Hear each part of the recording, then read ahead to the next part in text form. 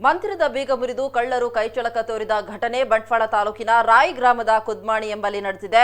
ಇಲ್ಲಿನ ಬ್ರಹ್ಮಶ್ರೀ ನಾರಾಯಣಗುರು ಮಂದಿರದಲ್ಲಿ ನಿನ್ನೆ ತಡರಾತ್ರಿ ಬೀಗ ಒಡೆದು ಒಳನುಗ್ಗಿರುವ ಕಳ್ಳರು ಡಬ್ಬಿಯಲ್ಲಿನ ಹಣ ಎಗರಿಸಿದ್ದಾರೆ.